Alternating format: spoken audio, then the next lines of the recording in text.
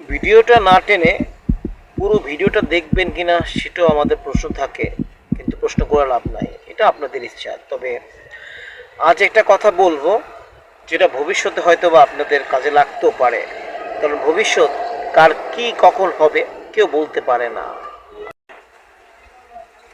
একটু আগের একটা ঘটনা, দোকানে বসে আছি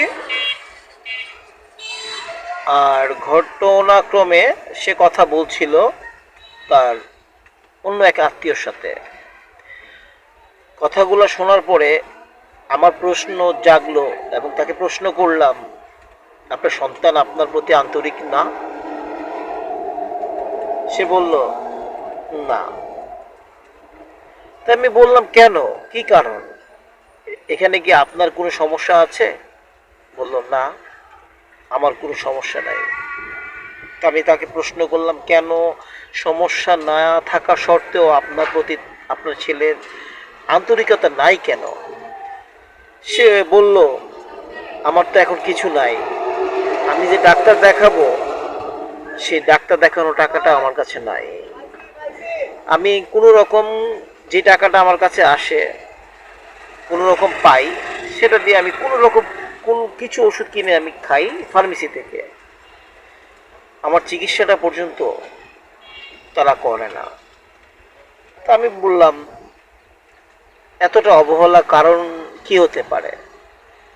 বাবারে, সে উত্তরে বলে, আমি তাদেরকে বিশ্বাস করে আমার সব কিছু দিয়ে দিলাম, আমার একটা ছেলে একটা মেয়ে, কিন্তু আজ একবেলা ভাত দুইবেলা ভাতের জন্য খোঁটা শুনতে হয়। বড় অদ্ভুত। তখন আরো প্রশ্ন জাগলো, কি কারণ? আপনি সব দিয়ে দিয়েছেন তাই বলে আজকে অবহেলা? হ্যাঁ বাবা রে, আমি আমার সব কিছু তাদের মিষ্টি কথায় আমার ছেলে মেয়েদেরকে দিয়ে দিছি, কিন্তু দিন শেষে আজ আমি অবহেলার পাত্র। তখন আমার একটা ভয় জাগলো মনে, আমিও তো আমার সন্তানের প্রতি খুব অগাধ বিশ্বাস নিয়ে এগিয়ে যাচ্ছি, তাদের প্রতি স্বপ্ন দেখছি ভবিষ্যৎ নিয়ে, কিন্তু ওই অভাগা সন্তানটা কি চিন্তা করছে না আজকে তার বাবা তার কাছ থেকে অবহেলা হচ্ছে, তাকে সে কোনো সহযোগিতা করছে না, দুমুঠো ভাতের জন্য তাকে খোঁটা শুনতে হয়, তার স্ত্রী ছেলের বউ আর কি, যে তার প্রতি আন্তরিকতা দেখাচ্ছে না, তাও তো সন্তান আছে। দিন শেষে তো সেটাই তো ঘটবে। যদি আগে থেকে না ভাবি তখন এই জবাব দেওয়ার উত্তর তারও থাকবে না। সর্বশেষটুকু সারাংশ হিসেবে আমি নিয়ে আসতে চাই সর্বশেষ কথাগুলো, যেগুলো আমি সব কথা বলতে পারি না, ভিডিওতে অনেক বড় হয়ে যাচ্ছে, তারপর দেখবেন না অনেকেই। তবে যারা দেখছেন তারা মাথায় নিয়ে রাখেন, আপনার কর্তব্য আপনাকেই পালন করতে হবে।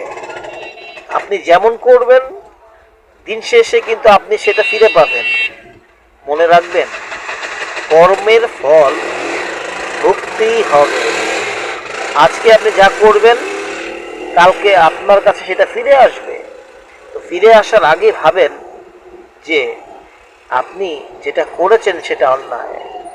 বউয়ের ভালোবাসা বউয়ের কাছে, মায়ের ভালোবাসা মায়ের কাছে, বাবার ভালোবাসা বাবার কাছে, কিন্তু অবহেলা করে নয়।